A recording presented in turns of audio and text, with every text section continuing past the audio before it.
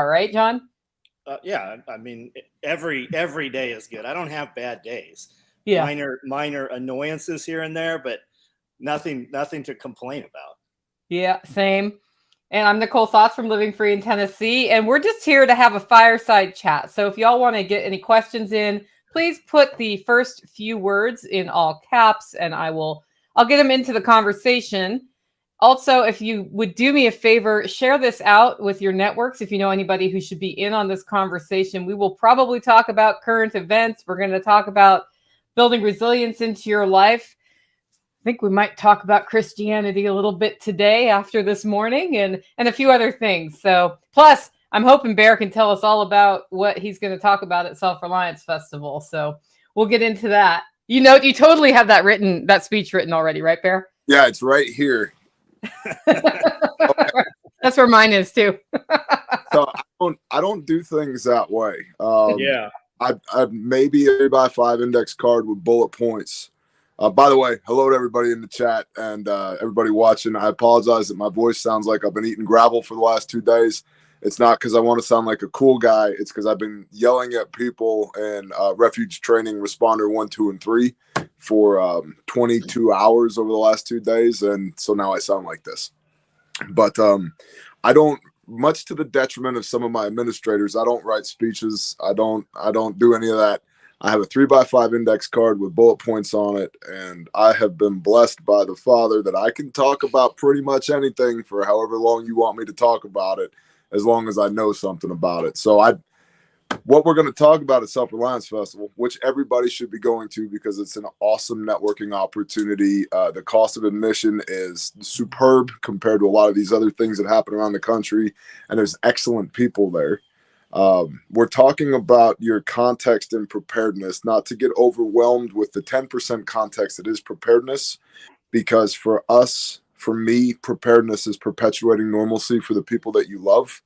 The implied task there is to establish normalcy. And a lot of people have never established normalcy. Therefore, they don't have normalcy to perpetuate through preparedness.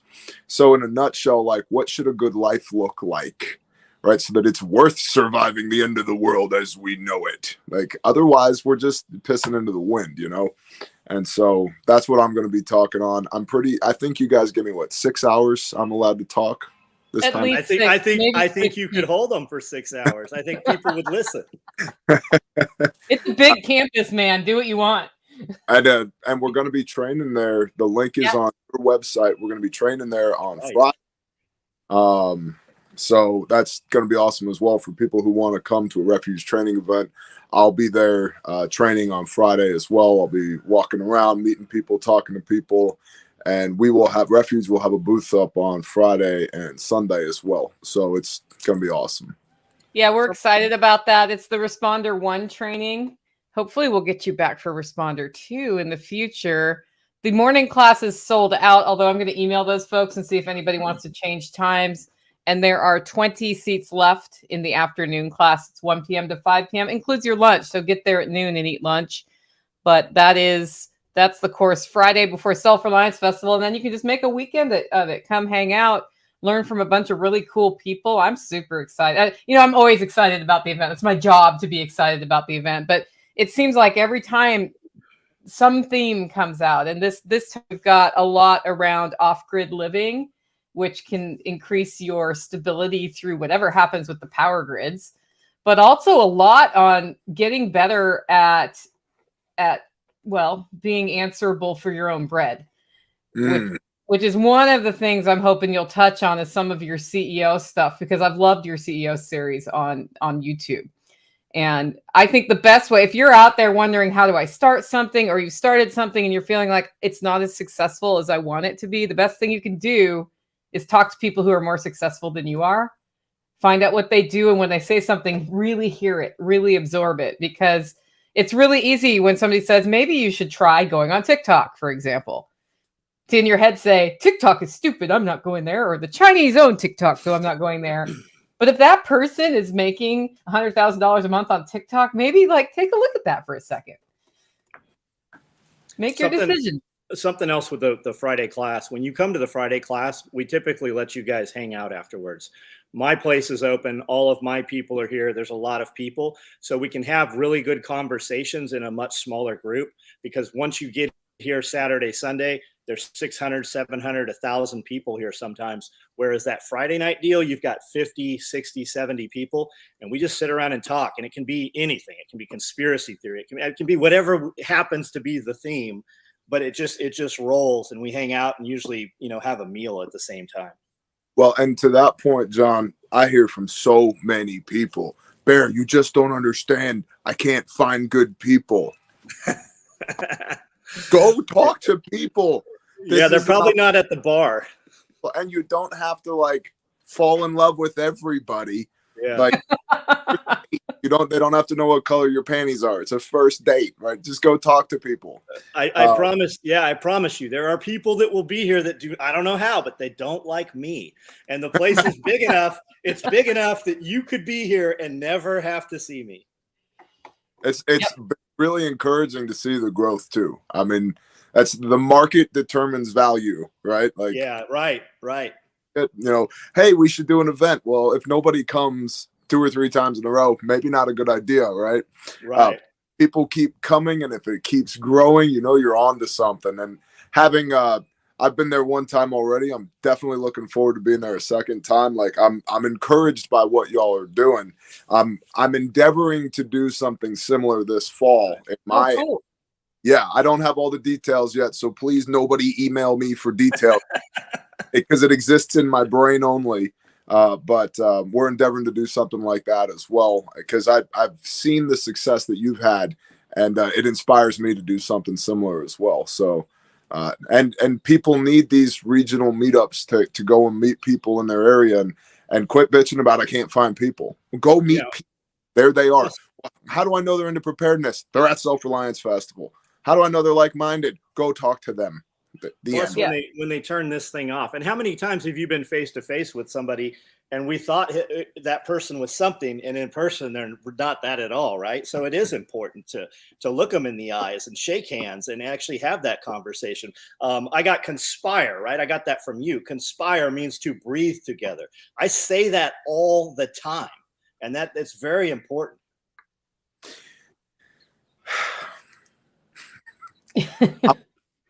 I wonder how long, right? Always create that sense of urgency in your marketing, CEO Bear. I wonder how long we're going to be able or allowed to do this as well. You know what I mean? Because at what point does it become cost prohibitive for people to travel, cost prohibitive for people to participate? At what point, the state troopers are like, "Das papers, please." I don't think we're there yet, but I do think that it's important to act while you have the opportunity to act. And if you have the opportunity to have a year or 2 years or 10 years worth of context with somebody as compared to a month's worth of context with somebody, that's even more powerful, right? And Pastor Joe, Viking Preparedness, says all the time, you're going to end up in a group. People end up in groups, right? Naturally, whenever there's a disaster, whenever there's a civilizational failure, whatever happens, people group up. So wouldn't you want to have some input in where you are right now, what group you're in, what your role is? Do I like these people? Do I not like them? As compared to just ultimately ending up in a group anyway. And I've done that lone wolf bullshit for years and years and years. And guess what? It's completely unsustainable. And if you might be thinking, well, I'm not in a group right now. Do you have a wife? Do you have kids? Do you have friends? Do you have loved ones? You're in a group. Whether you call it a group or not, you're in a group. So, right. Yeah. Right. Yeah. And it's funny because you would think traveling away from my state to another state to go to an event, no way that I'm going to meet people. And I can tell you every time I go to a preparedness event, I meet people who I've never met before, and they are 100% from my state. They might even be from my county. That's happened a time or two. It's like, you're literally next door. I've lived here 15 years and I never met you. Yep. Sweet. Let's go do something. And that's, I've been talking about this for a long time. It's like, you just got to get out. I don't care if you're an introvert, extrovert, no vert at all, just go. And you will find somebody you can talk to. Thanks for the super chat, Kermode Bear. I assume that's on your channel, John. Probably bear. Oh, are we streaming on bears? I didn't know we were streaming. Yeah. No, I don't think we are.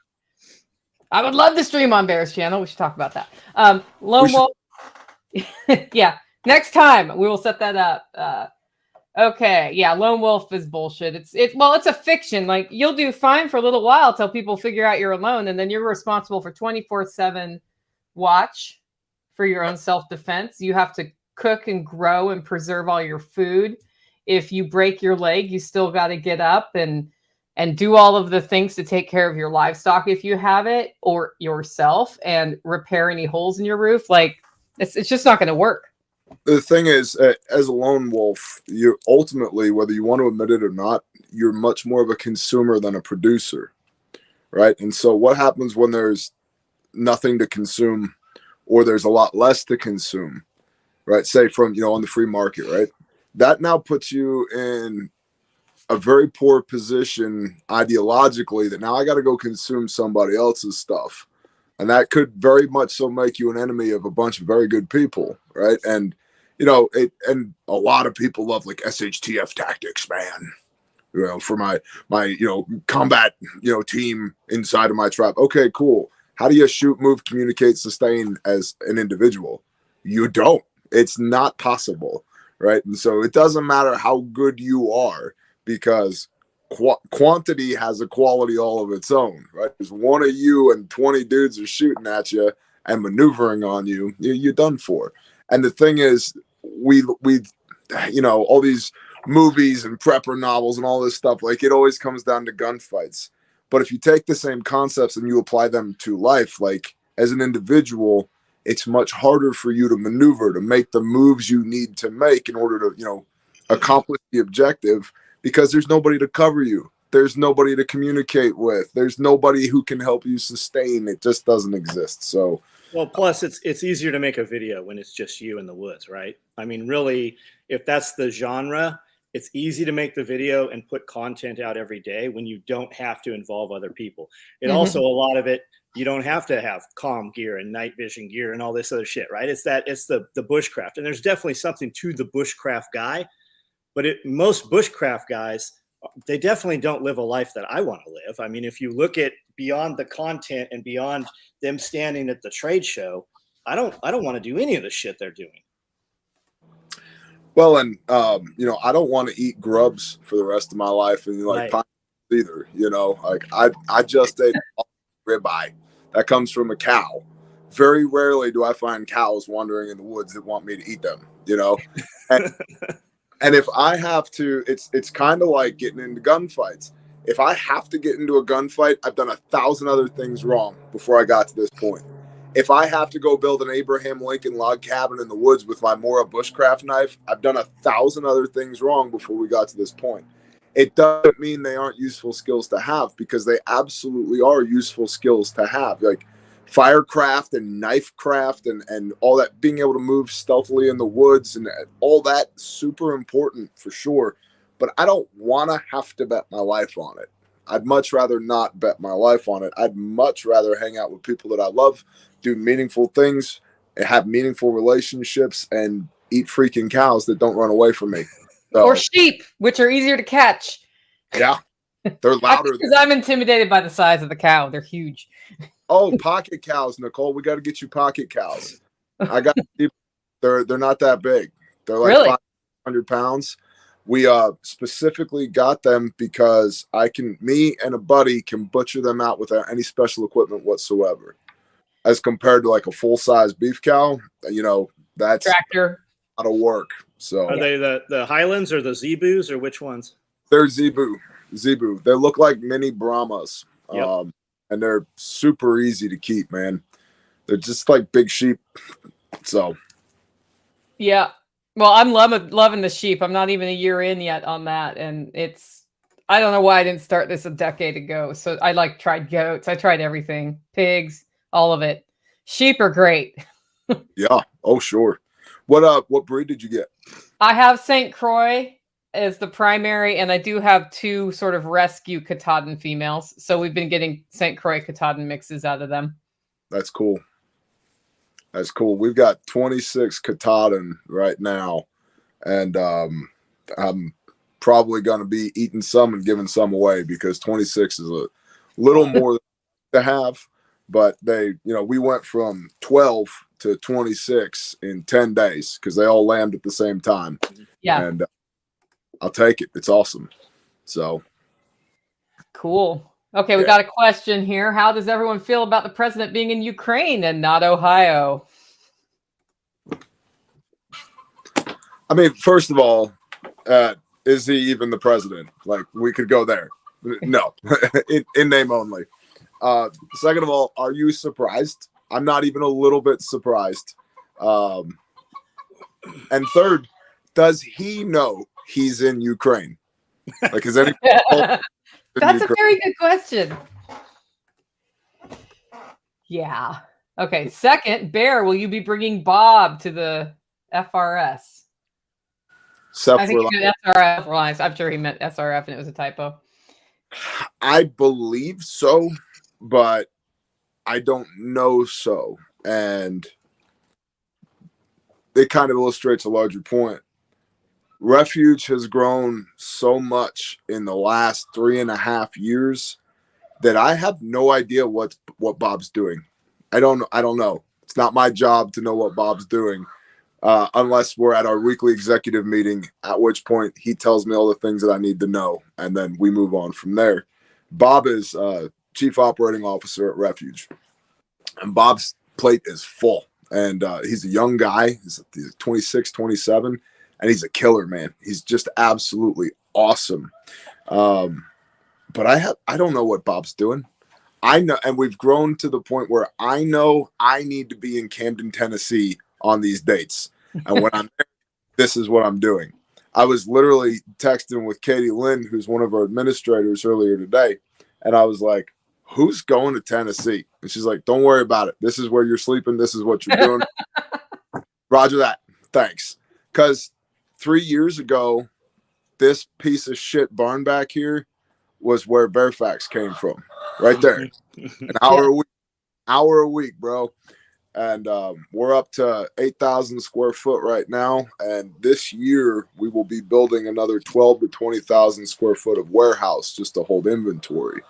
That's the plan. And so I don't know if Bob's going to be there. I think he's going to be there, but don't get mad if he's not there because it's not my department. So. Yep, 100%. Okay. Let's talk about some things here that happened. So Bear saw this. I've been talking about John Willis about this. I got an email first thing this morning saying that somebody tried to go to selfreliancefestival.com and we had been reported to Norton as a dangerous site, as an unsafe site. And so I looked. At first, I'm like, well, that's weird. Do I have a plugin that's out of date or something? And maybe it's just Norton's right. Nope. Found out to get on this list, you get reported by somebody. So some Karen reported us as unsafe. And I decided we are 100% unsafe. We are unsafe because we get together whether the government wants us to or not to. We are unsafe because we're helping people learn skills that they would rather we forget. We are unsafe because we are helping more and more small communities spring up all over the country and internationally of people who know how to work together to endure through things. So that makes the government powerless to control us. So I guess we're unsafe. What do you guys think? I would suspect that it takes more than one person to get us on that list. So it's probably a group of people that got together, and it probably has nothing to do with us at all. It most likely is some outside influence trying to more divide and create, less strength in numbers. But who knows? Are we still on there, or are we now off of the list? I've put an application in and I don't know yet. I'll hear I haven't heard from the web guy about if we've gotten off that list or not. But guys, if you see that that warning, just, you can go through it. I had the web guy make sure there was no malware. There is not malware on the site. If you're really uncomfortable, email me, Nicole@livingfreeintennessee.com, and we can manually process your ticket another way if you're uncomfortable going there. So I have a confession. It was me. It was you. And it's a phishing scam. I'm just trying to get everybody's data when they come to your website. Yep. the Nigerian prince that I'm passing it along to. You may have gotten his emails, but that was me. I apologize. Or the email, I have bad news for you. I've accessed your web camera. I get those all the time. They're down to asking for $77 instead of $17 now. You too, huh? You guys got a lot of always, man. Well, it'd be really embarrassing if that got out. Yeah. Me sitting here like this. Wow. Yeah. I think when somebody does something like that, or a group of Karens is weaponized against you, that's a clear indication that you're doing something right. Right? Like you don't. One should not aspire to be approved of by everyone, because undoubtedly somebody's opinion inside of that everyone is bullshit, right? I don't want to be relevant or pertinent to everyone. There's large swaths of people that the best way I'm able to love them is from afar. I don't want anything to do with those people. I don't want or need their approval. I don't want them in my life, right? And so this is a whole concept as far as niching down and niching down and niching down, right? Like, who's your target audience? And an audience, whether that be like for content creation, or be a client base, customer base, or it be a group of people that you decide you want to spend the rest of your life with doing badass stuff, right? So the more you niche down, the more alignment you have, the more badass shit you can do together, which is awesome. So the more niched down you are, the more valuable those connections are. The bigger your circle is, the less valuable inherently those connections are, because there's more of them, and you can only tend so many of those connections. It's like if you had a 5,000 square foot garden that you didn't have the time to go weed all the weeds out of the garden, is that going to be more productive or less productive than a 100 square foot garden that you could tend every day and everything's perfect, right? And so one should not aspire to have gross approval across the scale. Like, screw that shit. There's people who behave in certain ways. I don't want them to approve of me, right? I would take that as a negative indicator for me. So if the Karens swamped your website and reported you, good. Yeah, it's dilution. Shoot an azimuth and figure out which direction they're going to F off in. Yep. Dilution. It just dilutes you when you have too many people around it. Yeah. Well, I'm not seeking their approval, but I think it's in bad taste to show your jealousy by reporting people, but that's just my Gen X. To imply that you were seeking their approval. I would report to the people in the chat, as far as life lessons Bear has learned, I don't want everybody's approval, and neither should you, because a bunch of people are full of shit. I don't need them to approve. If you love what I'm saying, I promise you will disagree with something in a very short amount of time. And if you saw something that you didn't like, stick around, look at some other stuff. I promise I said something that does make sense also. Yeah, I think that I finally took on the lesson of stopping caring what other people thought, John, from you. Because I was making some business decision early on when we first met. I was like, should I do this? You're like, why do you care what I think? I was like, oh, that's a good point. I know how my business runs. That was the day it really came. Like, sometimes you're not ready for messages. I was ready for that message that day. Well, the people doing it, right? They don't, maybe it's intentional. I believe that everything's much more insidious than it actually appears to be, or whatever is putting them in motion. But when we focus on that, it detracts from what we are able to do. And the more time we put into when we operate in negativity, you have, no matter what, you have more negativity coming back to you. And when we operate in the positive, you're going to have rewards and things are going to come to you, and you might not understand them, but it is the fact. That is the reality. When you operate in positivity, other positivities are coming to you. So you just have to decide. And I do use the negative, as a weapon sometimes, but you get caught there and not realize that you're too far over that direction. That's a good words of caution. The same time this happened, I have started hearing from people that recommendation is not to help us promote the event because all of the non-Christians are going to Tennessee. At the same time that morning, the morning we heard this, we had people like, hey, can we have church on Sunday? Can we have a service Sunday, which we will? Yes, you're elected. Yes, great idea. Let me know what time that's going to be. Yeah. Yeah. Absolutely. And we do. We have many people from many different backgrounds and different religions all in one place who align around one thing. We realize it's messed up out there and we want to do something different and we want to take ownership for our futures and help each other. That's where we're at. And I know that sounds very kumbaya, but we have to learn, those of us, I'm in this one, don't know enough about self-defense, need to get up on that.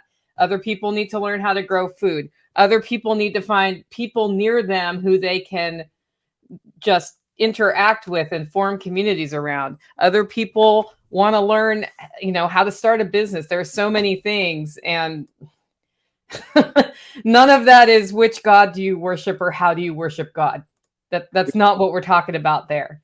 As Americans, we have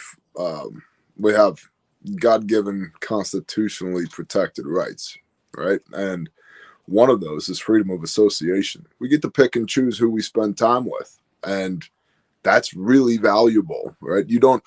The way I work is you don't get to tell me shit, right? Like that's it. Barry, you have to. No, I don't. Watch me. I'm gonna do that. Watch me not have to. You just told me to do now, right? Because you pointed your finger. You have to. Negative. Literally, even if it's good for me, I'm literally going to do the opposite. Exactly right. I'm running the other direction, right? And so we have freedom of association, and people can pick and choose who they spend time with, who they spend money with, who they learn from, and that's wonderful. But it's interesting to me, the concept that should this be, and I believe what y'all are saying, but should this be a group of Christians saying, don't go to Self Reliance Festival, the non-Christians are there? Well, Matthew 22:36, what is the want to save us? In all the Torah? Master, Rabbi, what's the greatest command in all the word? What should we do? There are two. The first is you should love the Lord your God with all your heart, with all your soul, with all your might, with everything you got. Deuteronomy 6, verse 5. And the second is like unto it, love your neighbor as yourself. Leviticus 19, verse 18. On this hangs all the Torah and the prophets. Everything that's been written down thus far in that book, all of that is based on love God with everything you got, love your neighbor as yourself. And so it's not like you're doing abominations in your front yard during Self Reliance Festival. You know what I mean? Like the Christians got to get all upset about, they're burning children to Molech in John's front yard. Like that's not happening. Believe me, I've been there. That's not happening. And it comes down to critical points of agreement, right? Like what can we agree on? I think we should all agree, regardless of who we worship or how we worship or if we worship at all. We can all agree we need people. We need to be self-sufficient. We need to be self-reliant. We need to train. We need to form meaningful relationships. We need to do meaningful work. We need to take the opportunity to network and come together. Like, that's all critical points of agreement. And you could throw the baby out with the bathwater with that and not go because it's not sanctioned by the conservative Baptists or whatever it might be. Or you could show up and maybe learn something about yourself and everybody else around you. And nobody has to come. Freedom of association. But I'm so Christian that Christians don't like me. Okay. Well, what denomination are you? I'm like, I read the book and do what it says. They're like, yeah, but what does that even mean? I'm like, it means read the fucking book and then do what it says. They're like, but why? Because that's what God said to do, so that's what I did. But what's your doctrine? The effing book is my doctrine. That's it, right? And so being hated by the Christians is not something new for me. I just wish that occasionally they'd pull their head out of their own ass and go, maybe there's something else interesting going on outside of here that I couldn't see stuck between these two ass cheeks. So come lead by example. Show us what you want us. Come here and be so awesome that we just have to be like you. That's the thing, right? Like a lot of this is it. Yeah. Do shit. A lot of it is because they don't lead by example. They just want to put some money in an envelope and then tell people they put the money in the envelope. It's the same motherfucker that shows up is there during the tornado that's not doing shit. They just put a couple bucks and make some shares, but they're not on the ground. They're not helping rebuild a house. They're not even helping the neighbor, right? They want to put the money in the little plastic bread box for their kids, Sunday school that we send to another country and tell them they build some wells. Like you're not even doing shit at home. Amen. I mean, that's one of the reasons I love Bear. He takes his own chainsaw out and cuts trees out of the way after a tornado to help people out. I was there. I watched Bear for 2 years, and I had it was a very unfortunate opportunity for some, but I had the opportunity that Bear was close, and I loaded my truck up and took everything we could get because I wanted to meet him face to face, and I wanted to have a conversation with him. And everything he said, it was exactly as he said. It was even bigger than what he said. All those people on the ground there, and the people that were there that weren't even on the cameras, like it was literally it was an army. It was a force of nature in there. And I met a lot of people in those couple hours that we were there. And that really, because you see all the bullshit, right? The motherfuckers doing nothing, chirping the loudest. I wanted to go see because I wanted to be involved with him, and I wanted to have a relationship with him and his people. Like people always like, where would you go if you leave Tennessee? I'm going there. I'm going there, or I'm going where Tag is. Like if we uproot and leave here, that's where we're going. And I wanted to see if it was real, and it's 100% real. I appreciate that, brother. Thank you. And that's like, your testimony should be obvious, whatever you believe. I shouldn't have to tell you what I believe. You should be able to see it. Right. And if you can't see it, am I really living my life in such a way that's actually in line with what my values are? Or am I lying to myself and everybody else about what my values are? And I think that kind of brings it back around to Nicole's point. Like, it'd be a damn shame if a bunch of panty-waist Christians reported you for having non-Christian people at your thing. That's stupid. Because if you look at the ultimate goal of what Messiah was trying to teach, is like this shit's not just for a little group of people. It's for everybody. Go forth and make disciples out of all nations. You will be a blessing to all nations. Go do, not talk about, not pray about, not think about. Go do good shit for the glory of the Father. Go do, go do shit. And no, I don't like this. Click. I'm reporting. Nicole's website is very violent. It hurt Very my unsafe. super duper unsafe. My pastor. Yeah. It comes down to is their belief and their salvation and their Savior so weak, and so like they don't even believe it in themselves that they can't be someplace else, like out of fear. It doesn't make any sense. I actually believe that it has nothing to do with Christianity or their beliefs at all. I really believe that it's an outside source trying to get us to fight amongst ourselves. Probably. It's not working very well. No, of course not. It does work, though. I mean, it works in the normal world. Well, and that's a great point too, Nicole, because you're exactly right. It's not working very well, right? And so that shit backfired. That shit was cute, right? Like, if anything, it like motivated us to be even better at this thing that we're doing. And you can use in your life when stuff like that happens as a catalyst for change in a positive way, right? Like, negative stimulus doesn't necessarily have to result in negative response, right? A negative stimulus can result in a positive response. There's like, joke's on you, MFer. There was a big, huge tactical gear website, a forum. It's still around. You've heard of them. And there was 3 or 4 moderators over there that would always just constantly run their mouths about SOE, report and stuff all the time. Well, I would use their names as a discount code, and we'd make 50 grand in a weekend on sales. And they're like, oh, it's not true. When I made a video showing that it was true, they're like, okay, no more mention of this guy. You can't mention SOE. Like, they just shut them down. But it worked to our advantage for a very long time. A lot of revenue came because of the talk that they were creating. Yep. P.T. Barnum, there's no such thing as bad press. That's right. Yep. Controversy sells.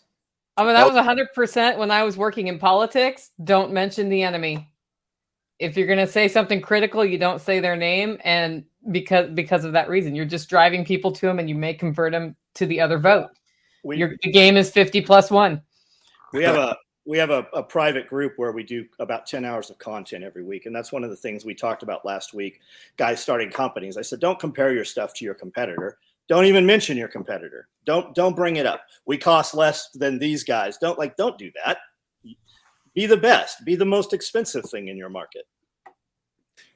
Absolutely. And deliver on your promise. I was into a classroom full of people yesterday after they just finished responder 3. Usually we have a garden hose when we sugar cookie these people during PT sessions.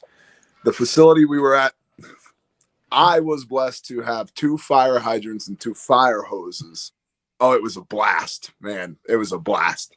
So, and these people, they earned every moment of completing this class.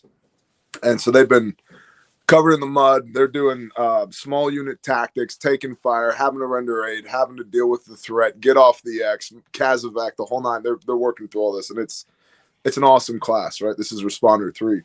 And at the end of it, I was telling them, I was like, part of the challenge that we have with refuge training is it's incomparable. What do you compare it to? Like, I can't be like, it's better than Joe Blow's training. He doesn't even begin to train what we train. Like, are there tourniquets and pressure bandages in his class? Yeah. Okay, cool. Right. But they're completely separate worlds apart. It's like, John, do your competitors use ballistic nylon? Yeah. Other than that, who cares? You know what I mean? Yeah. It's not even the same. They're different planets. It is not the same shit. Most of our competitors use the same material and then they name it some other shit that they come up with. We get it from the same mills. Bear and I are competitors, and I'm like, hey, you should buy your shit here and save some money. Like, we communicate. A lot of us in the industry do. It's to our best interest. Well, that's exactly right, man, because there's this perception that it's a zero-sum game. And if you believe it's a zero-sum game, it then becomes a race to the bottom. How do I undercut John? How do I have more sales than John? How do I be better than John? It's like, John's shit is badass, right? It's awesome. I have SOE equipment. I run SOE equipment. And it's like, it's awesome stuff. We might be in the same space. We might technically be competitors, but I in no way ever want to take money out of your pocket or take sales from you, right? And it's like, because you're damn good at what you do and you deserve every dime that you get. And so if you approach it as a zero-sum game where the only way I'm going to take money is if I take sales, or if I'm going to make money is if I take sales away from you, that's bullshit, because now I've separated myself from you. I don't have a subject matter expert that if I need to reach out to and go, dude, I got questions. Homie, I got you. How much more exponential growth could I make by having access to somebody like you that makes an awesome product, knows their shit, has been in the industry for decades, et cetera, versus trying to be the new kid on the block and undercutting the guy who's been here for decades, right? Like, that's right. Ridiculous logic. It doesn't work that way. I tried to hire your guy. I didn't even know Bear existed when Cody was out here. I'm like, do you want a job?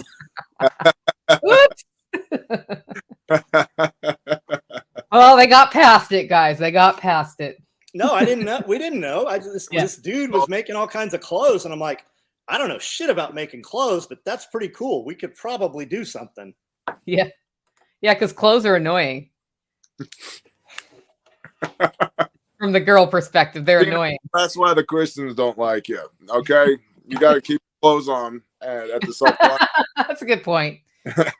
I mean, how are we born, though? It's just how God made me.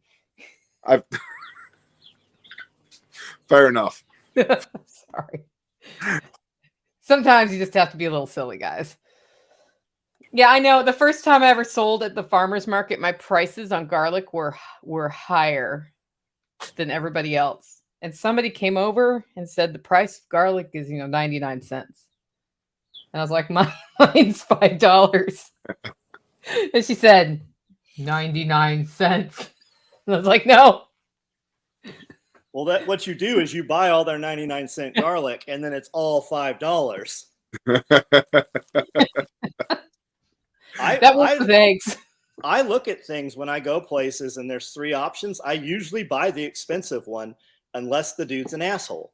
And even then, sometimes I buy the expensive. It's perception of value. I can buy a dog leash for $5 at Walmart. I can bring it home and put some crystals on it, right? I can bedazzle it, and I can sell it on Rodeo Drive for $500. If I took a $10 dog leash to Rodeo Drive, they wouldn't buy it because it's not expensive enough. They don't care point of origin. They care that they can brag, with their other designer little dog that they paid $5,000 for. They're not going to put a $10 leash on the thing. Yep. There is an ass for every seat. There is a customer for every product. You just have to connect the two and decide which customer you want. Yeah, I feel like I have not, articulated the value of the thing. If somebody's saying, hey, Self Reliance Festival tickets are too expensive or whatever, I'm like, have you looked at all the other festivals? Because I have done my best to pack value in and keep the price at a point where most people can come. And if there's one person out there who can't because of price, they should definitely email me. Like, if it's sincere, email me. There's volunteer opportunities. There are some other ways. So, yeah. If you're short on money and if you think you spent all of your money to come here, find me. We will talk for 20 minutes and I will figure out how to make you that money within 5 minutes. Like, if you have access, there's always another level, right? And when you hang around dudes that are maneuvering and making $1 million deals every day, and you have access to those dudes, they are going to plug you in. They're going to give you access. They're going to co-sign you, and they're going to give you options to do things that you don't even believe you can do. And once you do them, it's proven, and it's perpetual motion. It just keeps happening. So many people they're stepping over dollars to pick up dimes all the time. Hell yeah. 100% agree. That goes back to, like, don't try and alienate your competitors, right? Right. Because I need the mill to have multicam. So why would I not tell you where it's at? One day, because I'm calling and I'm like, we reorder every month olive drab material. People aren't buying it. It's going away. There is no olive drab material now, because people weren't buying it. It is in my interest for everybody to buy enough that they warehouse it, and I don't have to buy 50,000 yards of it to have it made. Yep. I saw somebody in the chat was saying $75 for the next 2 days, Self Reliance Festival. If that's the case, that's a phenomenal price for the level of instruction and the level of networking that's there, and just the opportunities that present themselves at something like that. $75 is a phenomenal price. It's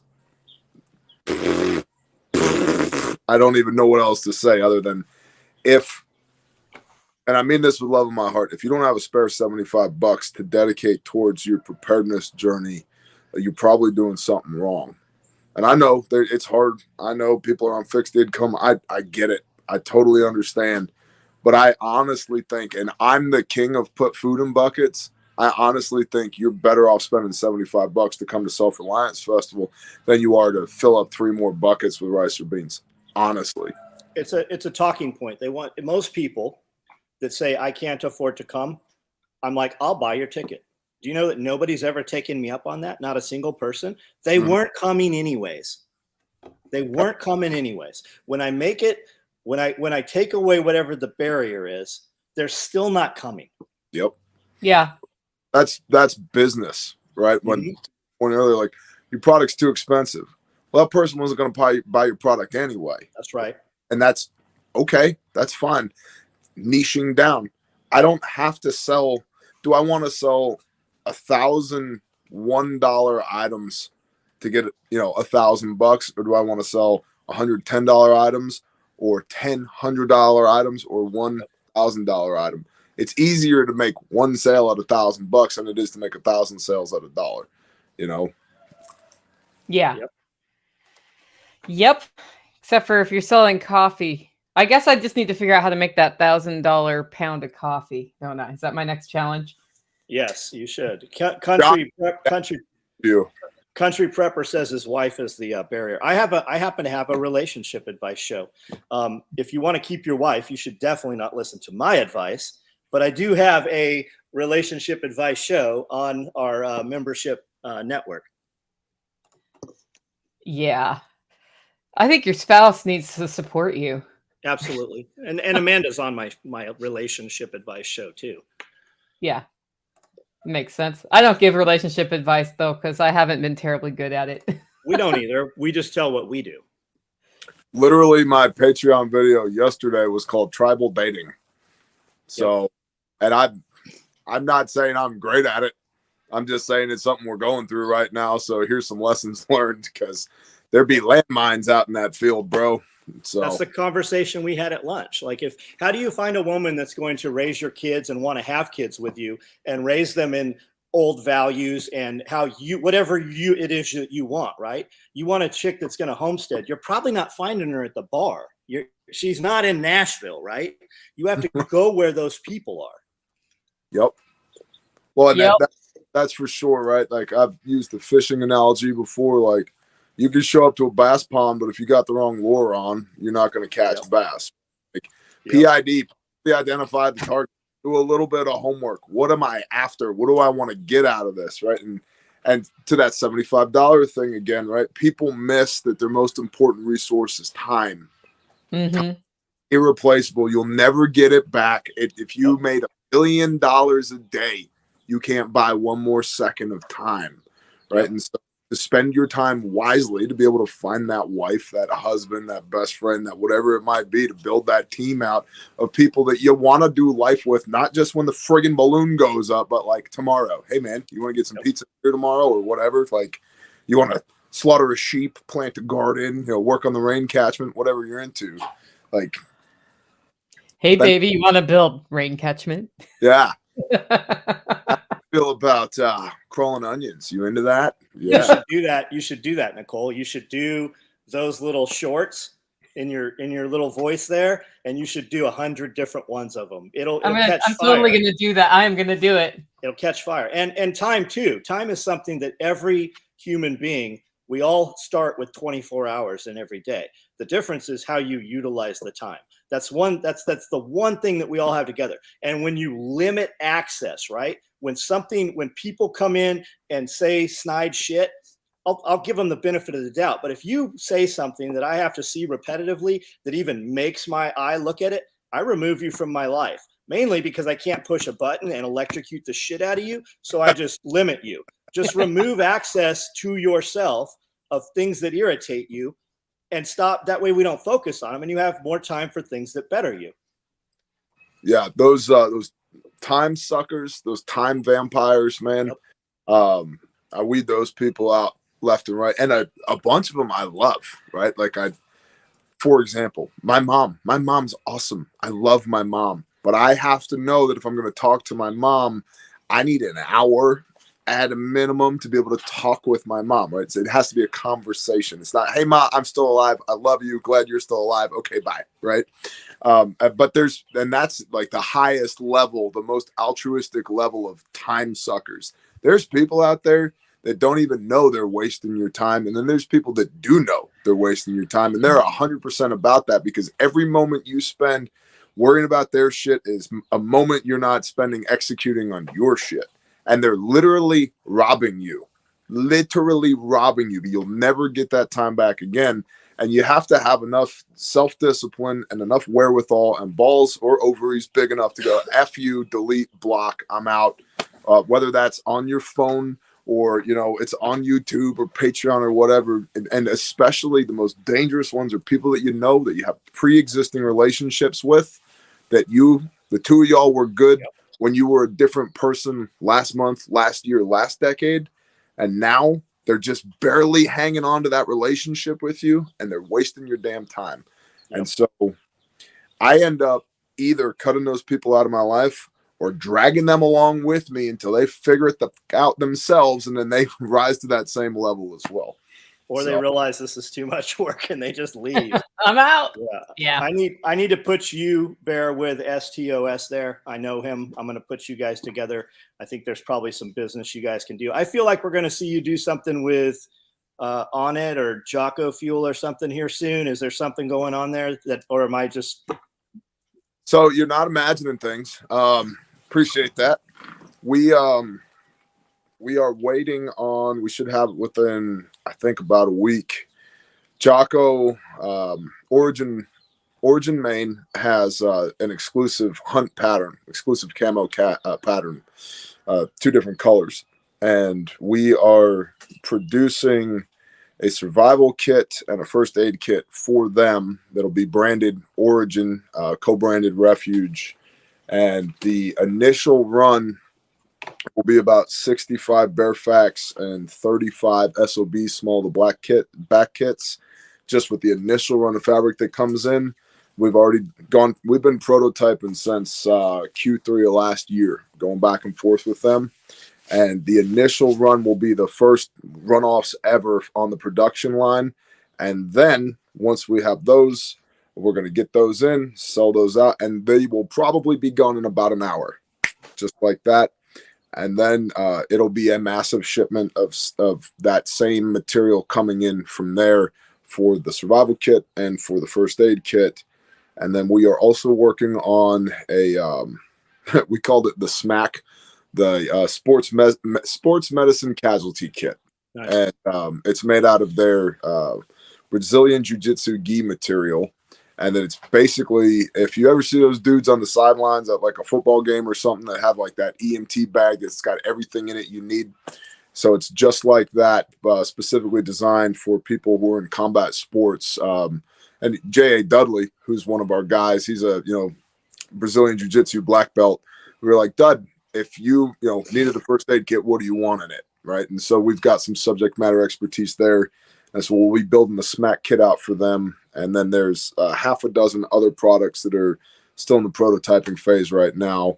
Ultimately, the products will live at Refuge, and they will be promoted by Origin and Jocko Fuel through the podcast, their social media, et cetera, et cetera.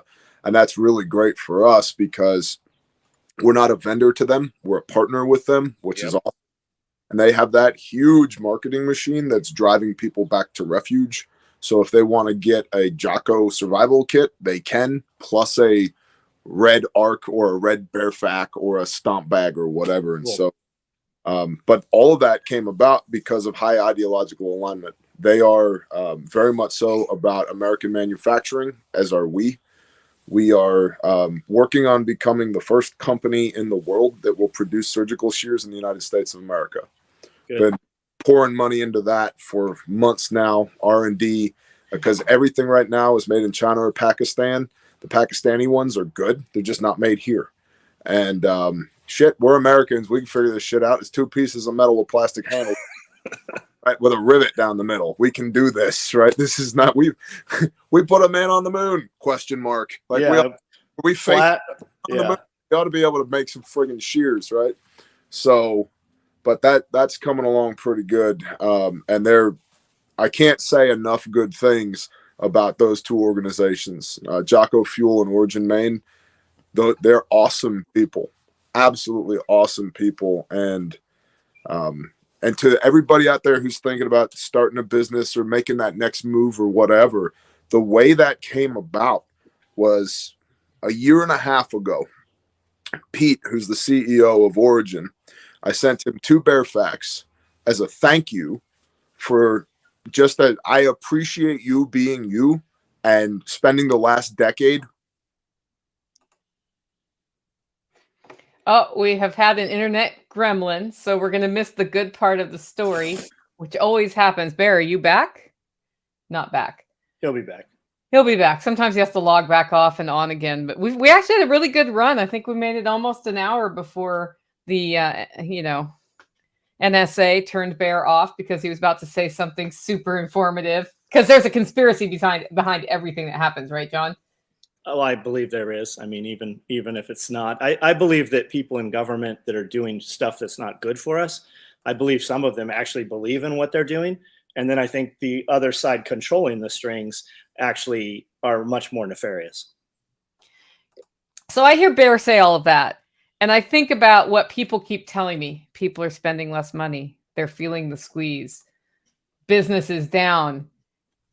Bear is growing his business as fast as he can and seeing opportunity everywhere. And so when I hear that as a justification for, why sales are down, I don't buy it. Well, it's up to me to find other places, right? It's different customers. You need a vast customer base. Yeah. When you deal with people with money, their money's not down. When you deal with just the impulse buy, when we're targeting marketing, it's like customers walking in my store here. They're like, "Are you open to the public?" We are, but we don't advertise publicly because we are the meth capital of Tennessee. We are the most impoverished county of all of Tennessee. So typically when somebody walks in, they're like, "Why are these belts $65?" Well, the buckle costs $30. I mean, you couldn't even buy the buckle for $35. Because if you buy one of those belts, you're probably never buying a belt again as long as you live, unless you gain or lose a bunch of weight. Yeah, you just have to align with the right people. So back to the Jocko stuff, Bear. Yeah, now tell us the good stuff that they cut out. Sorry about that. So I sent Pete 2 Bear Facts a year and a half ago as a thank you for his investment and an acknowledgement of his investment in American manufacturing. And I got an email, or I got a message back from him that was like, "Appreciate these, dude. They're badass. Love it. One's going in the Jeep, one's going on the boat. You're awesome. Mazel tov." Super cool with that. Super happy with that. Didn't want anything out of it. And then about 6 months ago, I walk into the office, and Bob, COO of Refuge, he's just in there bobbing. He's like, "Man, it would be so cool. Like if we could work with Origin, we could work with Jock." I was like, "Bob, pause. I pulled my phone out, put it on record, and I was like, "Go."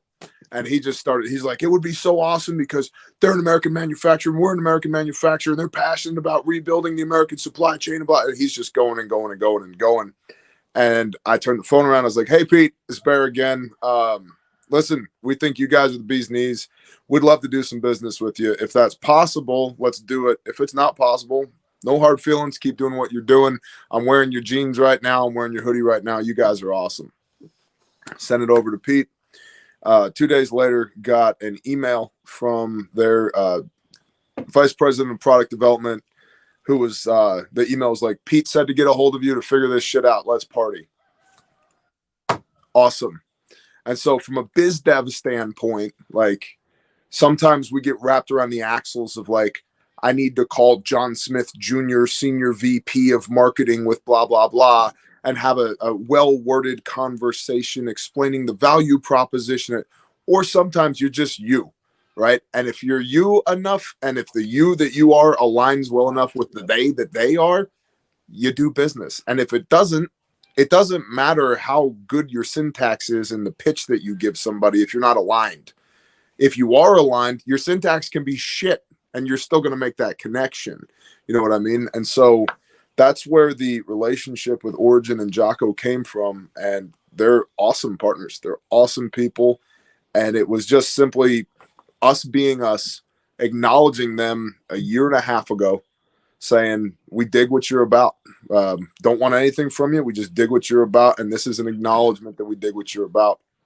And what was super cool for me, when I was in Idabel, last tornado we worked, my boots were falling apart, and I was talking about it on a video. I was like, "Man, my boots are coming apart." Right. The next day, I had a brand new pair of Origin boots, boom, on site in a tornado zone with a note that was like, "Hey, you guys are badass. Saw your boots are falling apart. Here's a pair of boots. Keep doing good stuff." Yep. It's a relationship, and that's super cool. So there's no more gatekeeper anymore. If you're not able to do things, it's because you're not dreaming big enough. There literally is no gatekeeper. And you can say things and tag companies in social media. And if you're not getting the attention that you need, you can have other people tag them. Somebody will see it. I promise you, they see it. For sure. That you're right, though, as far as all of these stumbling blocks and hurdles are self-imposed. If you think you can't, you can't. If you think you can, you can. And it's 90% of life is showing up, and the other 10% is do shit. It's pretty much that simple. Be where you are when you say you're going to be there, and then perform. The end. So. Yeah. And I think there's that piece of you are the story you tell yourself. And so if you catch yourself having that conversation with yourself that's negative or discouraging, you got to find a way to turn that around, even if you fake it till you make it, and start telling yourself another story. Like literally look yourself in the mirror and say the words out loud if your head's going the wrong place, to get yourself back on track. Because I mean, that's literally how I have made every change in my life. So I believe in the method. When I realize my mindset's wrong, I just start changing it. That's a super big simple. The negative self-talk is something we touch on quite often at our channel. My brain will say things to me that I wouldn't let another person on the face of the earth say. Right? I'd knock their teeth across the room if somebody said that to me. But somehow I'm okay with me saying it to me. Like, that's bullshit, right?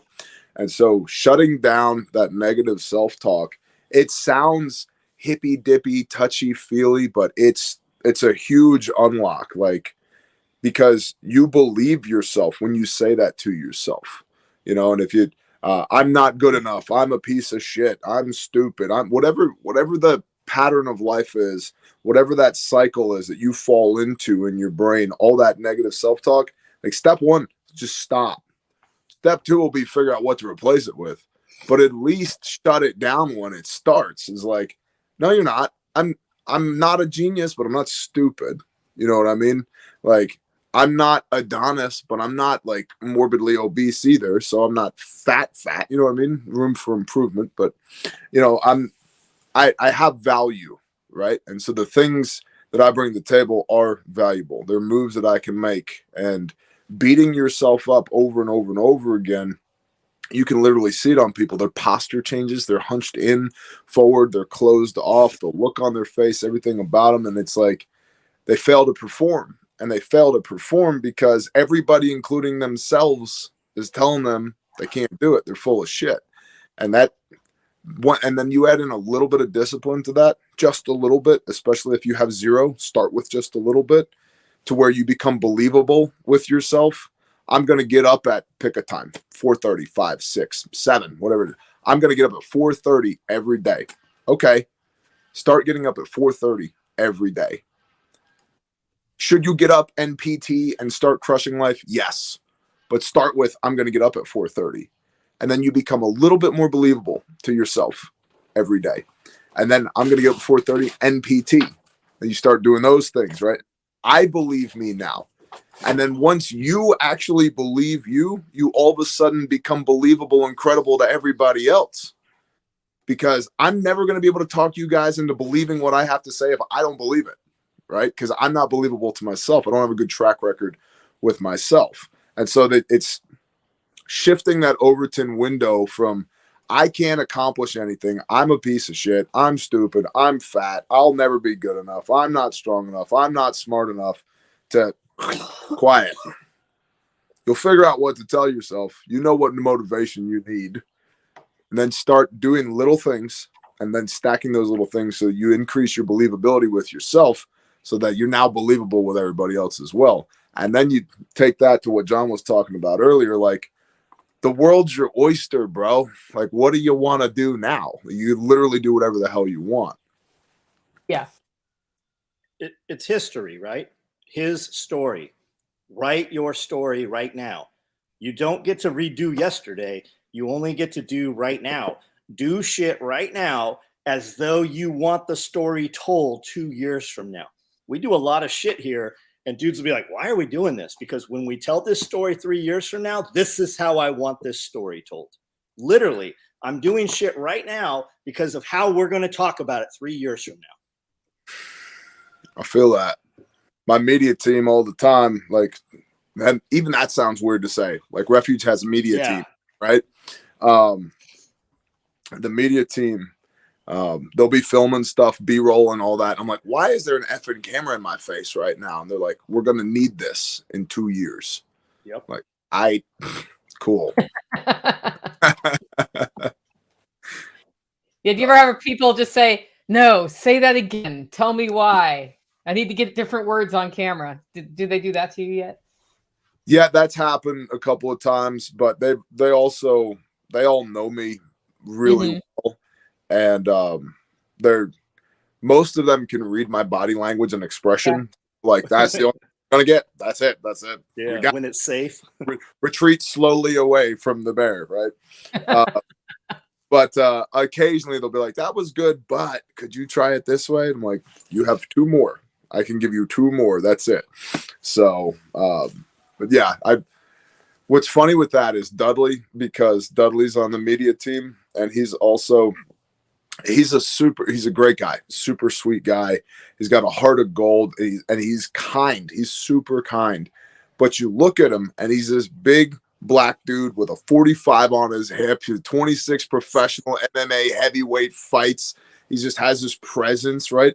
And he talks like this, it's like, I need you to do this. It's like, nobody says no to Dudley.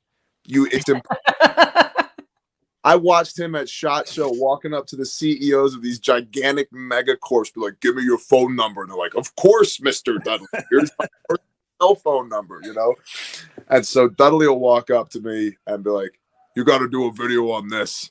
And I'm like, do I? And he's like, do it. I'm like, all right, I guess I'm going to do a video, So he gets away with a lot more than everybody else on the media team does. Most of the rest of them are kind of like, hey, boss, please, if we could you please make a video about? I'm like, yeah, I can do that. Dudley tells me what to do. So. Well, it's nice when you get to that point in your building business where somebody's telling you what to do and you don't have to figure out everything by yourself. That's super important, right? Because that's why you build teams. I don't know everything.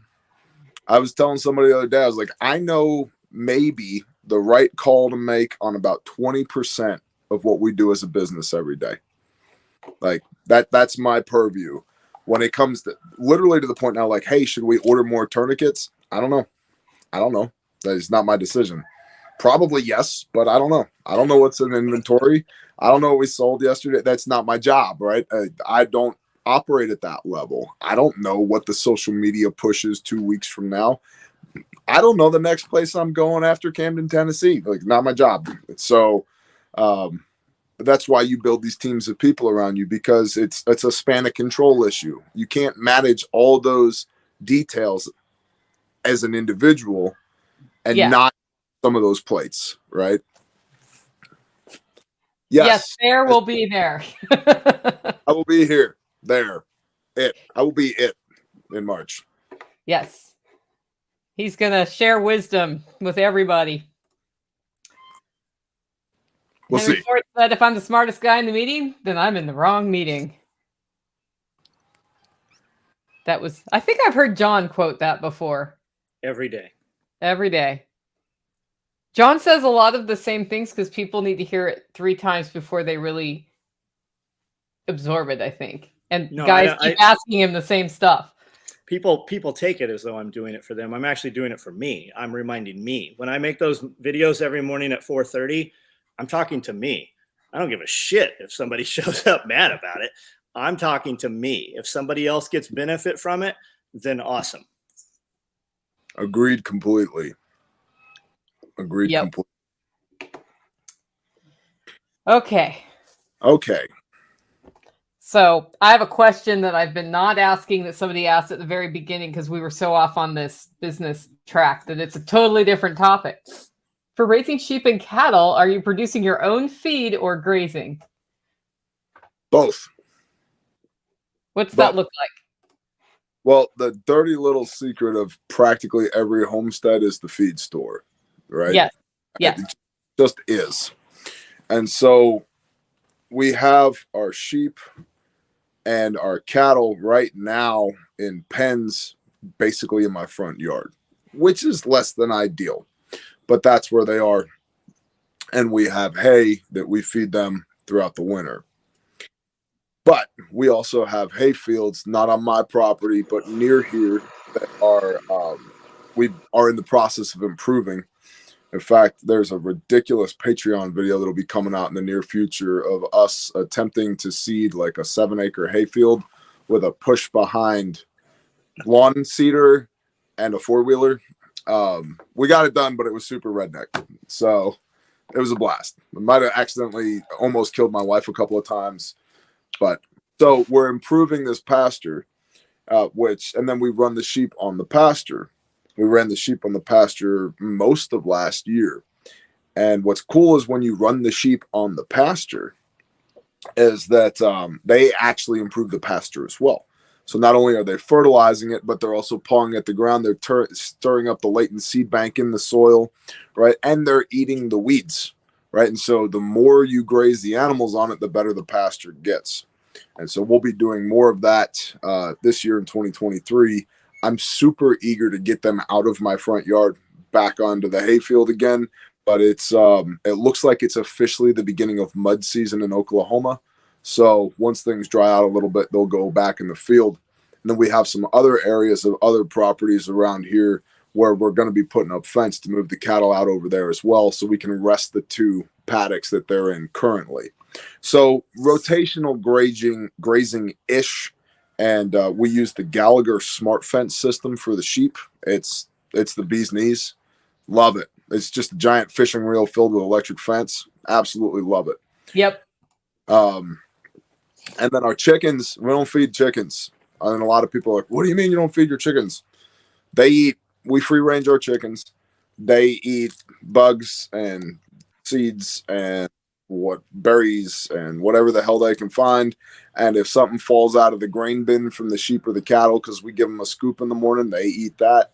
And I've had a bunch of people tell me that shit's not long-term sustainable. And I'm like, I think I have 80-ish chickens right now, and they're doing great. They're doing absolutely great.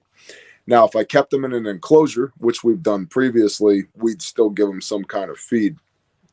The issue that we've had with growing feed, specifically like corn, sorghum, etc., is that the county that I'm in, this whole county, back in the 60s was a coal mine.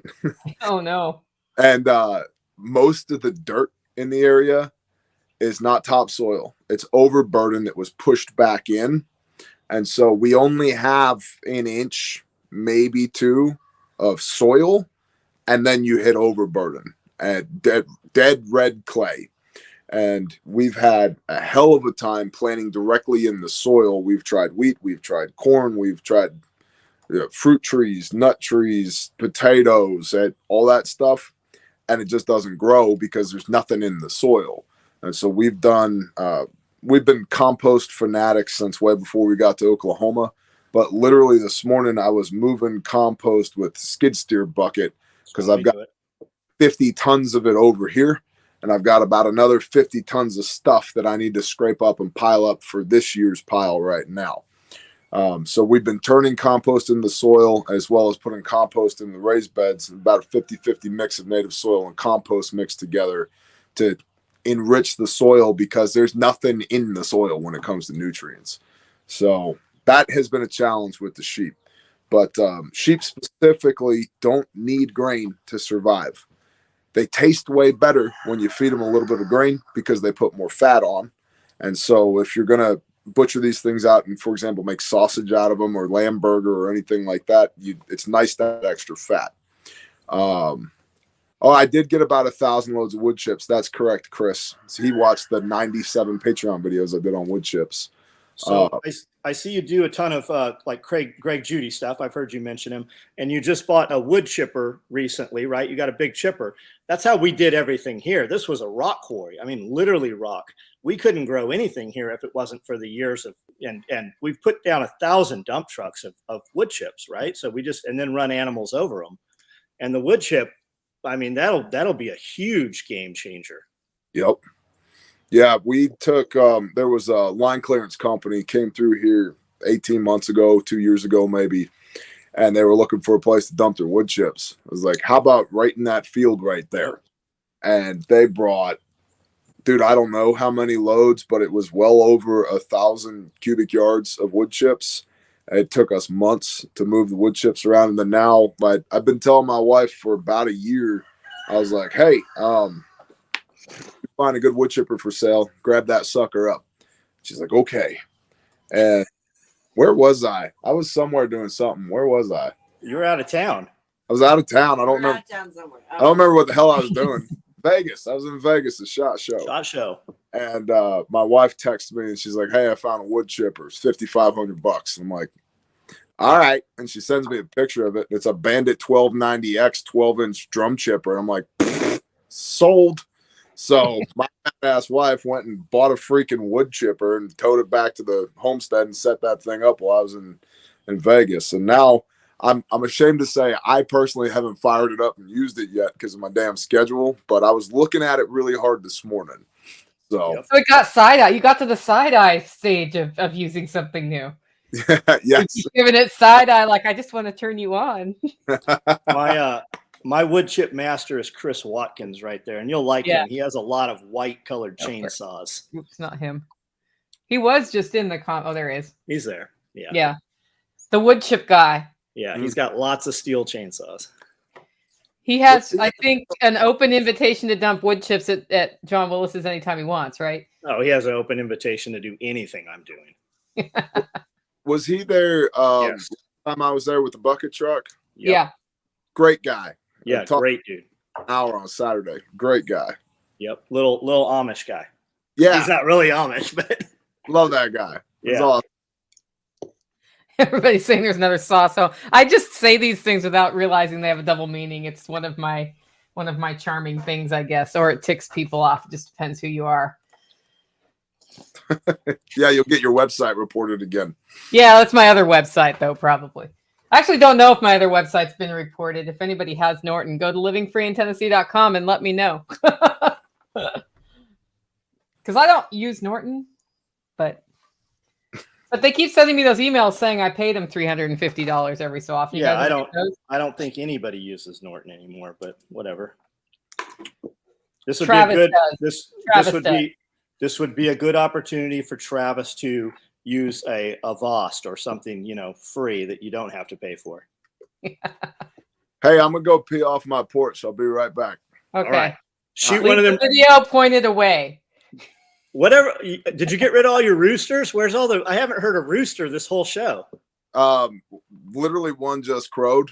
I have not gotten rid of all of them. There are several that need to die, but that's the constant state of the same. Always several that need to die. Same. So we used a hatchery this last year that I hadn't used before, and we got all those Cornish cross and barred rocks, and so we got hundreds of birds, and they missed a whole shipment of birds. So we reached out. They were totally cool. They're like, no problem, we'll send them. Well, they sent all roosters, or everything they sent ended up being a rooster. So I have like 40 roosters right now that I am just giving to people. They'll make great chicken and dumplings. I have some amazingly huge barred rocks. If anybody is in my area and wants roosters, I've got 3 or 4 different breeds of amazingly big roosters that'll be great for your flock. Or if you just want them for chicken and dumplings or whatever, I've got some really good roosters if you're close here. So we need to do a processing workshop out there, apparently. We totally can. I've still got Cornish crosses from this last year. I have 5 alive right now that are just in with the other chickens. We gave 17 of them, I think, to a local lady here a couple weeks ago, maybe a month ago. She dressed those Cornish crosses out, dressed meat weight bone in, with 17 pounds for the lightest and 21 pounds for the heaviest. So everybody that tells you Cornish cross, they break their legs and they have heart attacks. Maybe mine didn't, though, and they went through 105-degree temperature this year and went through all of our snows and 0-degree temperature, and they're still alive. That's incredible. I lost some when I raised them a long time ago too. They just dropped dead. Do you ever have that happen? Yes, with every breed, I have that happen. Okay. Especially turkeys. Yeah, I've only raised turkeys the one time, and I don't know about turkeys right now. After that, although it was a really fun slaughter day, and I ended up covered in turkey blood from head to foot, as I recall. I was there. Yeah. You had huge turkeys. Yeah, they were over 30 pounds. Yeah, they were beating the shit out of people. They beat the shit out. I was all bruised from like my thigh all the way down from the wing flap. Yeah, that was. I had a video. Amanda, my wife, slaughtered a turkey. She had her arm all the way up in that thing. And then Jade's girl was there. We had pictures of her in her Tyvek biological suit. Yeah. Yeah, I prefer turkeys to chickens if I'm a butcher poultry, because getting this up inside a chicken like just doesn't. And I got to do 6 or 7 chickens to make up for one turkey. So I'd just rather do a turkey. So I like turkeys as compared to chickens, but chickens, eggs, meat, compost, easy peasy. Turkeys are, we have ours in a pen, and they're fine, but we don't interact with them near as much. But it's kind of the chickens we don't think about. The turkeys I have to think about. They need food and water and shelter, blah blah blah. The chickens just run rampant. Honestly, like they drink the cow water and eat the sheep's grain and bugs, and they go into their coop at night. Door gets closed. We're good. So, well, here's a question: would you move from Florida to Missouri? Random question. Maybe. Depends why you're moving and what you want. I would definitely move from California to anywhere. Well, you've already done that. Yes. Florida's odd. It's really hard to like bug out of Florida because of the way the highways work there, and it's long and narrow. And so like whenever there's a hurricane coming and people decide to leave, like everybody gets stuck on the highway for 16, 20, 24 hours. It's a mess. And it's a very high population density. Even if you live in one of the less populated parts of Florida, you're not very far from a low population density area. So I don't, from a preparedness standpoint, don't love Florida. But if I lived in Florida, I'd figure out how to make it tenable. Missouri's not a bad state. It's not maybe the best, but it's still pretty good. It's got decent laws and, for the most part, decent people and decent governance, and land's relatively inexpensive, especially compared to Florida. But you need a lot more details, because if you're getting into the Ozarks and Southwest Missouri and you're 70 years old with bad knees, it might be bad because everything's rocking dirt and 45-degree angles. But if you're 20 something and looking to put down some roots, yeah, sure, maybe. So. Tactical says Bear needs to adopt the tactical method of processing, get everybody else to shove your hand in the bird. That's how that works here. We've got 3 of us who work on it. They kill them. I scald and pluck and ice them. And then I start eviscerating. And the other guy who has smaller hands helps me eviscerate. And tactical scrubs all the things I just used for scalding. And we get it knocked out fast. When we're on it, we can do 25 birds in like 2 hours. It's super fast. Awesome. That's awesome. That's where, I mean, it goes back to community. That's where having great neighbors or having people who will work with you on a project, facing down 25 chickens by yourself, I can totally do it. I can do every step of the way. I can get everything clean, but I'm a heck of a lot less. It's like the 3 people grossly amplify the productivity of that process. Yeah, people miss that too, because like 2 people do not do the work of 2 people. 2 people do the work of 3, maybe even 4 people. 3 is more like 5 people, right? 5 people are doing the work easily of 10 individuals, right? It's compounding in nature. It's exponential, not linear, as far as what you can accomplish by adding somebody to the group. There's also, you can have too many people involved in one thing, right? That you get people just standing around or complicating things. But it's definitely good to have people and task org and division of labor and all that. We just, yesterday, it's fresh on my mind because I just did it, Responder 3 yesterday. We have 15 people running through the final scenario, and they failed the first time around. And it's like, well, you're not allowed to die in our class. Nobody gets to die. Everybody's going to live. That's the point of the class. And so took them behind the building, gave them a stern bear talking to, yelled at a few people. And I was like, look, there's 15 of y'all. You only have 5 guns. Okay, so how many people are on your security team? 5. That leaves 10 left over.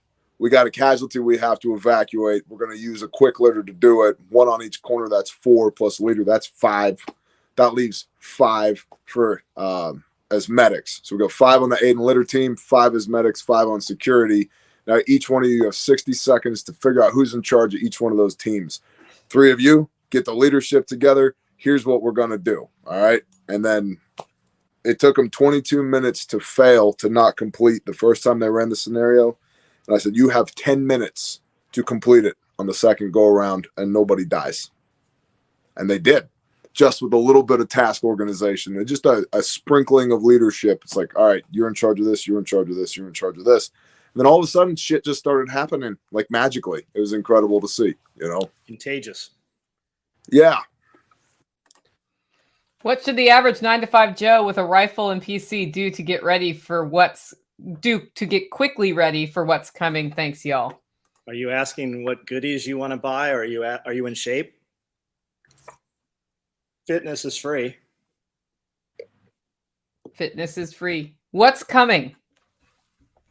Yeah. Define what's coming. What are you prepared for? I've been telling guys, like, okay, is some terrible shit coming? Yes, I believe it is.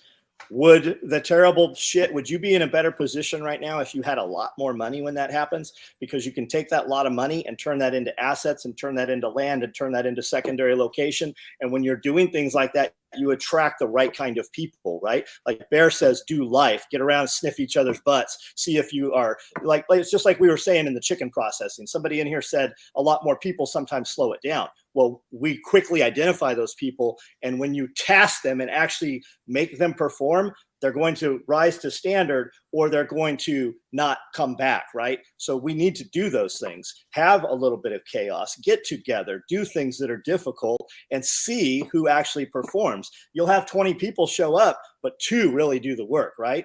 3, 4 do the work. Well, you don't invite those other people anymore. Or in fact, you even uninvite them. I think we were talking to Tag the other day, and he said every so often somebody wants to shadow him on his homestead, and he always has to snicker because he's like, okay, we're doing firewood today.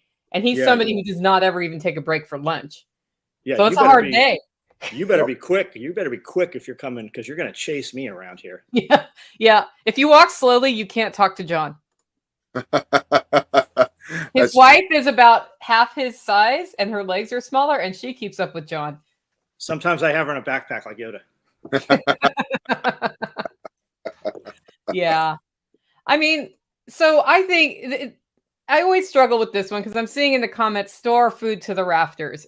And that can really bite you in the butt if you do that wrong. Because I teach people how to store the things you use and use the things you store and get that on a cycle so it empowers you. So that if you lose a job and don't have any income, you have like the savings account of supplies. And the one thing you don't have to worry about is, am I going to eat and whatever else? Am I going to have enough supplies? But if what you do right now to fear is go out and spend money on your credit card to buy a bunch of food you would not eat normally, I don't know that you're better off. You just spend a bunch of money you didn't have, and you may have beans and rice to the ceiling, but do you know how to cook beans and rice from dry? Do you know how to store it right? It's just, ugh. Here's the deal. I'm 51. Every year something was supposed to destroy us. I'm still here. When we moved to Tennessee, I would go to Nashville with a full-size F-250 truck and bring home pallets of tuna. And then the next couple of weeks, I'd bring home pallets of canned chicken. We didn't eat any of that. It actually went bad eventually, and we fed it off to animals. We didn't use any of that. We were good for 5, maybe 10 years, but it did go bad. But if you store rice and wheat, like I'm not eating rice and wheat, but I have a ton of rice and wheat. You poor bastards that show up are probably going to eat some rice and wheat if you come here. I will then be eating bread also if those days come. But start a business. Find something that you love to do. Find a service. The difference, half of the population in the United States solely has a job because people are willing to bring guys with guns to steal money from those of us who actually do create something, right? If you have a good or a service, if you're a dentist, for instance, people will seek you out. Find something that you do well that people are willing to give you money for. Figure out how to monetize that. Build a creation content company to bring in more revenue around it. And then do that, right? Do something I don't ever get up in the morning and go, man, I got to go to work. I work literally every single day of the year. It is built into every single thing my wife and I do by choice. But I would like to hear Bear's take on that. And I'd like to hear Bear's, what should the average 9 to 5 Joe with a rifle and plate carrier do to get ready for what's coming? Oh boy. All right. So rifle and plate carrier equal good if you know how to use them. If you don't know how to use them, you're LARPing and will probably die, probably from traumatic blood loss, because if you need a plate carrier, that means you're on a two-way range, and even somebody who's really bad tactically can still kill your ass dead about that quick. How do I know? We teach tactical medicine. And we teach tactical medicine from civilians up to literal operators all around the globe currently. So, plate carrier, good. Are you PTing in your plate carrier? Can you carry all of your shit? How far can you carry your shit for? You have a rifle, good. Can you shoot it from all 4 positions? The standing, the kneeling, the sitting, the prone. And when I say shoot, can you make hits at 300 meters without trying repeatedly in all conditions? Daylight, low light, no light. Do you have a weapons light and an optic and a 2-point sling? Yes, a 2-point sling, so you can sling your rifle while you're doing shit. So having a rifle to plate carrier, good, comma, can you use the damn thing? Is the rifle even zeroed? Do you know your holds? Are you running 55s or 77s or 62 LAP or blah, blah, blah, blah, blah, blah, blah, blah, blah. An area study costs you nothing but time, and you should absolutely do an area study to understand what specific threats you're actually going to face. Coming up with a bug out plan costs you no money, just time. Figure out where you're going to go, what you're going to do when things get weird. And the bug out bag is not a bug out plan. Everybody focuses on the bug out bag. I've got the shit that I need in the bag so I can go when I need to go. Cool. Where are you going, homie? That's not a plan, right? We're at bug out location, right? Bug out plan, then bug out location, then bug out kit, then bug out vehicle. What am I going to put the kit into? And then right?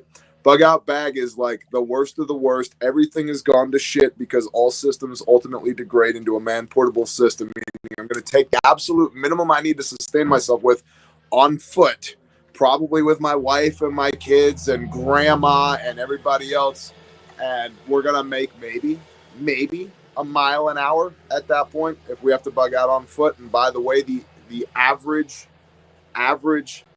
rate of patrolling, walking quietly in the woods with guns, is a half a mile an hour. So if your bug out location is 200 miles away, it's going to take you a while to get there. Okay. So do an area study, figure out what the bug out plan actually is. Networking, Self Reliance Festival, $75 for 2 days. That's not a whole lot of money. You'd come for the weekend, meet some people, date each other, fall in love, do meaningful shit together. Work on PT was an obvious one. Good job, John. Absolutely. Like, fitness is free.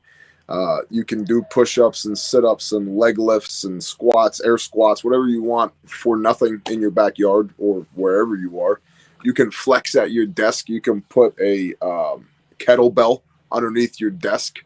I know somebody that every hour on the hour would drop down at their desk and do push-ups, right? Like, walk to work, ride a bike. It's not all about spending for the sake of spending, to John's point. Like, you should spend wisely. But also, I agree that the money sitting in your bank account is potentially going to be a lot less valuable than the assets you could have accrued now, hard assets that you may not be able to get at some point. Supply chain has been a mother, not just during the days of COVID, but even now, supply chain is horrendous. It's a daily battle for us. I used to have one person who was on ordering part-time. I now have 3 people full-time ordering, and that's not because of business growth. It's because of the supply chain, because it now takes 3 full-time people just to keep us in stock, where it used to be 1 part-time job. And so your access to the components, the potentially critical components you need to be able to maintain life when something stupid happens, are probably going to go away and will become extremely restricted. I would also 100% encourage you to train. People don't train often enough. They just don't. And the thing that, we hear all the time, or at least I hear all the time, about like operators, right? Like, everybody wants to be an operator. There's 2 things that separate special forces from your standard, infantry. or what, right? Combat arms.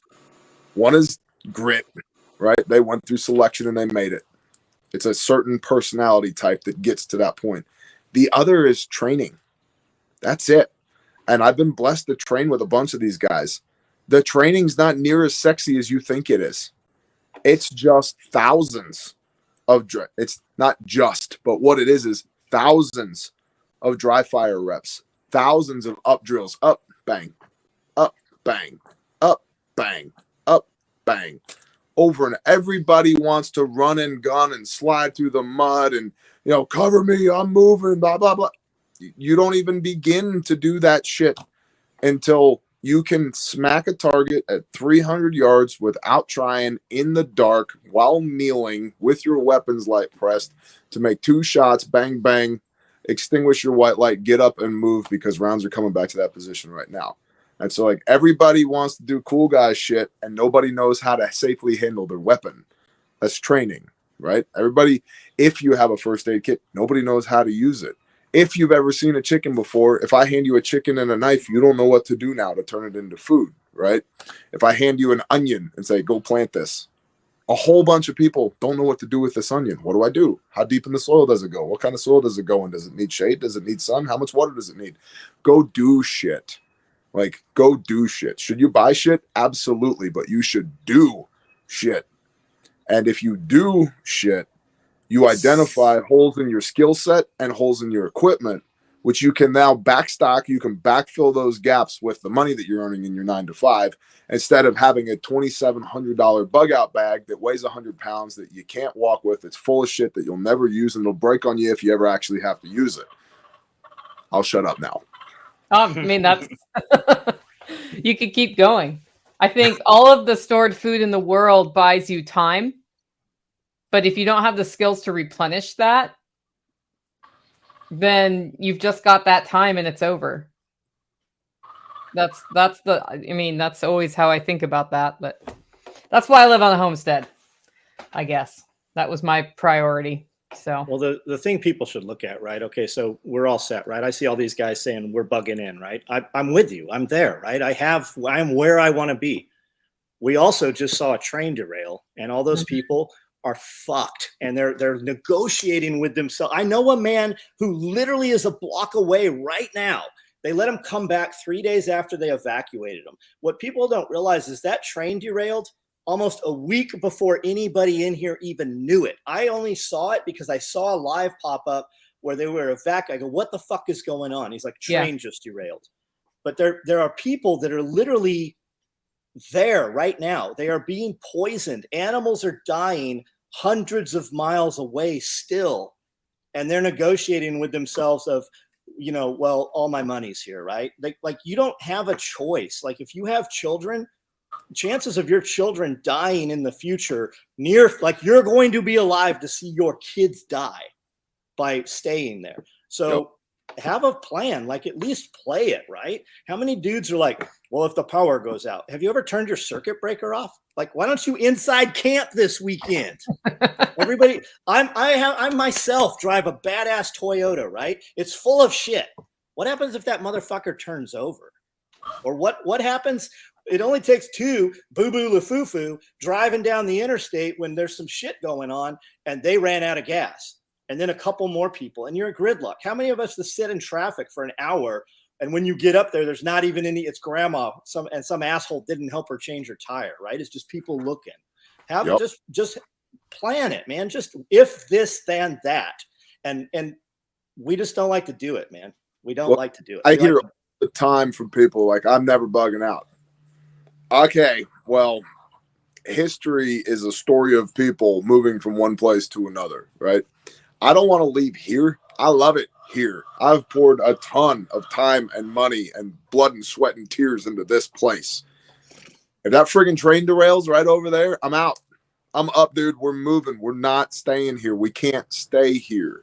And people, like, I like to use the Panamanian paratroopers, right? If the Panamanian paratroopers land 3 towns away, and they're got, automatic riflemen and machine guns and they're headed this way, can I take them?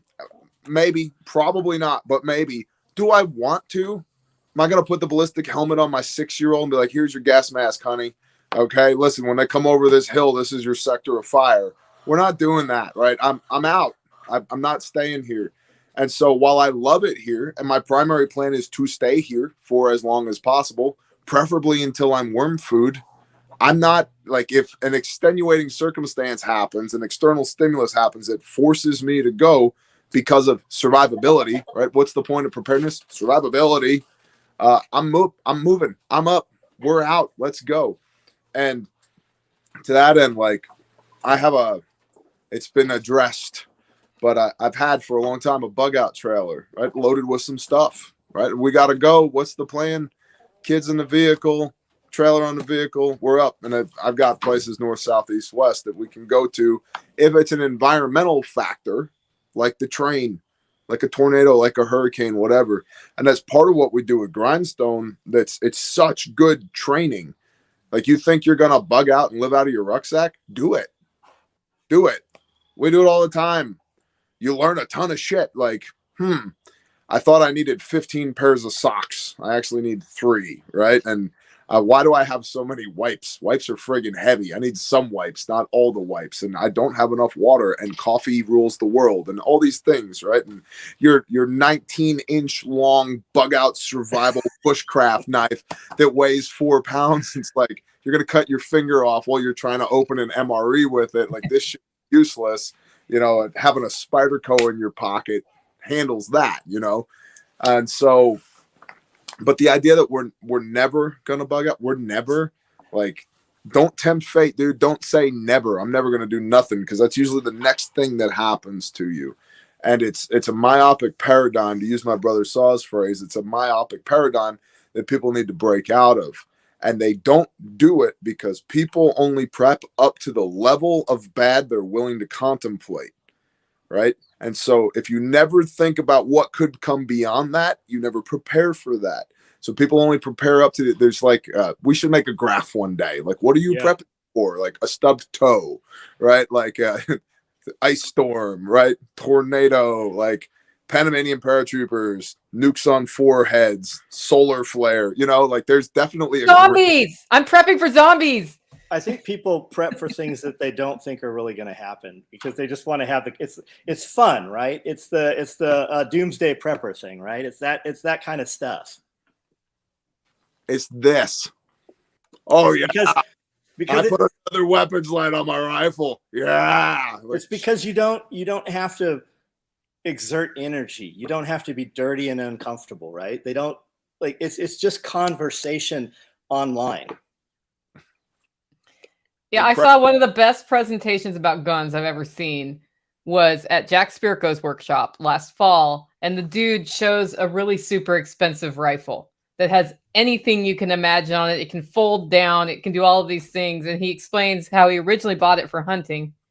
But then he thought, well, maybe I might need to defend myself at some point. I might need to carry this, so I need it to fold up. And he went through this long thing. At the end of the day, he had spent thousands of dollars on this thing. And he said, you got to know your goal before you start, because, and he has his whole gun collection there. Probably not his whole gun collection, but a collection of guns. He's like, this one's for hunting and this one's for self-defense. And the combined cost of these two is less than the one I never use. And I use these all the time. Yep. There's folks all over the world killing people with inexpensive guns. Yeah. You can buy a pair of $700 Cry battle pants. There's dudes killing people all over the place in dresses, all over the world. So every time I train, I don't regret it, but it always takes me a minute to decide I'm ready to do another training course, because what usually happens in a training course is I get put under so much stress that it hurts. And so I have to decide I'm willing to hurt. And I think it's important to do that because then I know what I will do under stress. I don't think I've ever really been under extreme stress, but under a lot of stress.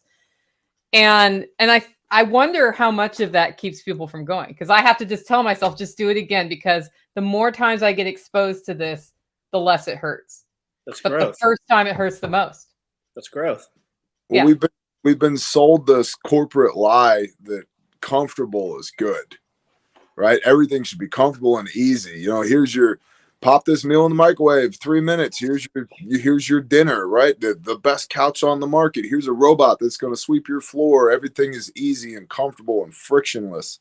And when everything's easy and comfortable and frictionless, to John's point, you never grow.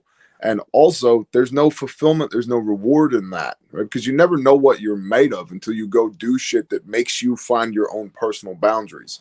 And then you stretch those boundaries and you get bigger and better and stronger and faster and harder, and you're a better you than you were yesterday.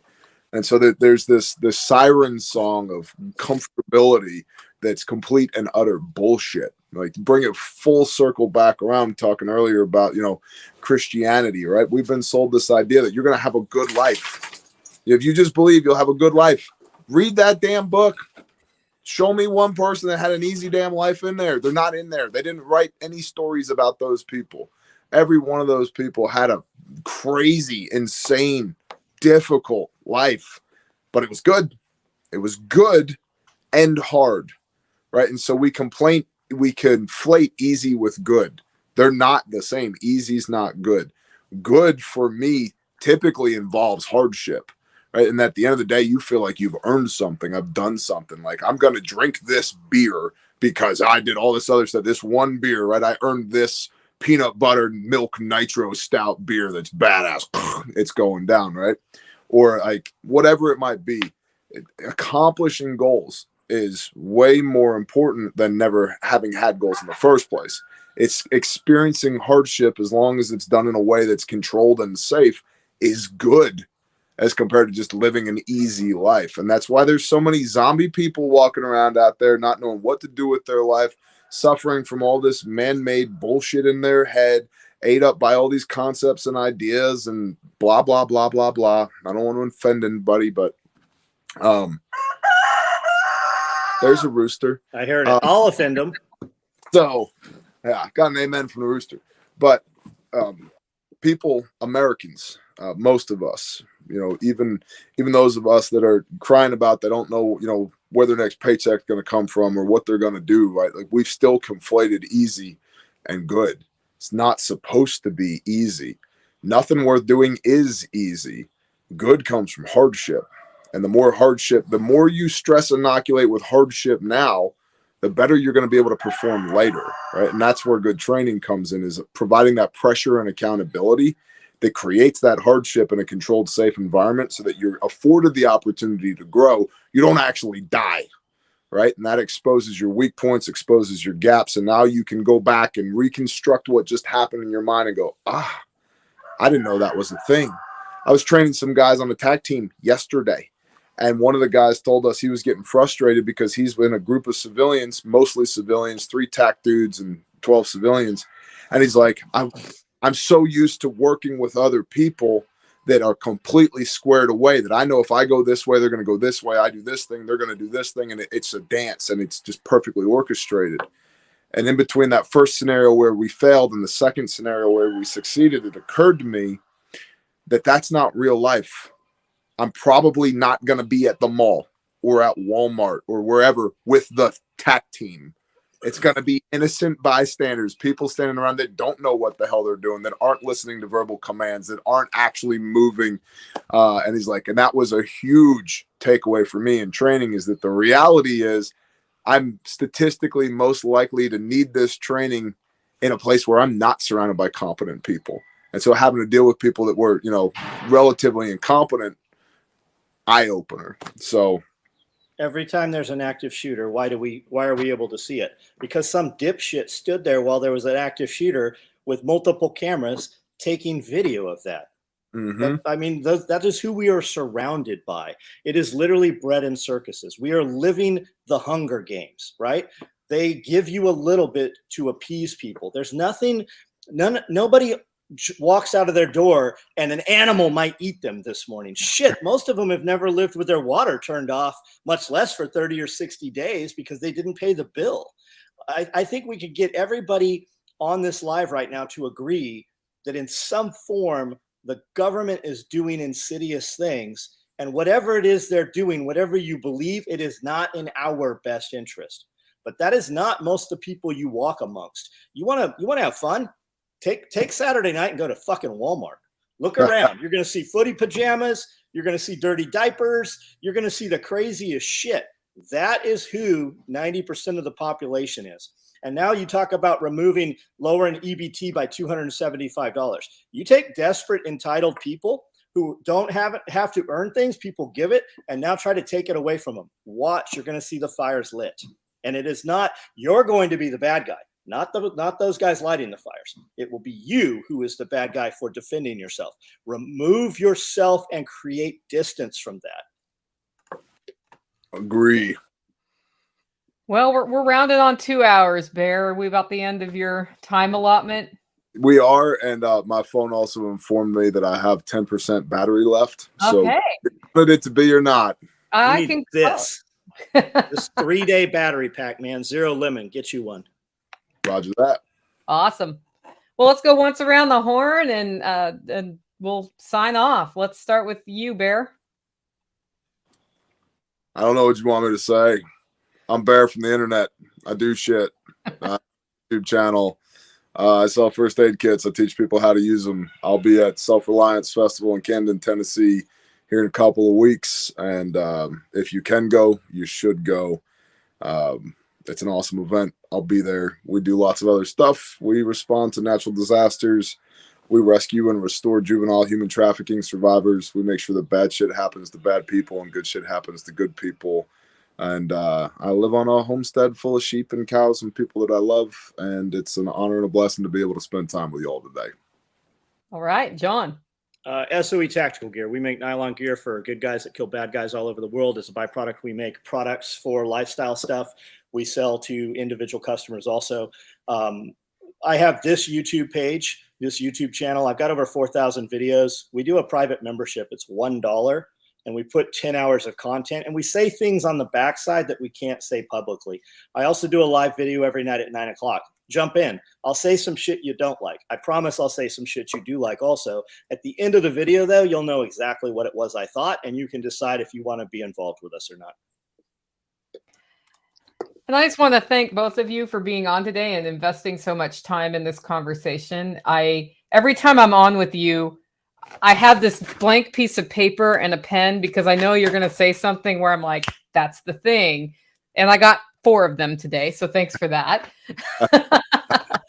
And that's why I'm looking forward to seeing you in person, Bear, soon at Self Reliance Festival. And John, I'll probably see you before then because we'll be getting set up for the festival. It's just so wonderful to see our communities get together and help each other grow. And you've both been mentors to me, even though you don't necessarily, I mean, I'm sure John knows it. Bear doesn't know it, but thank you for all you do. And we will see you soon.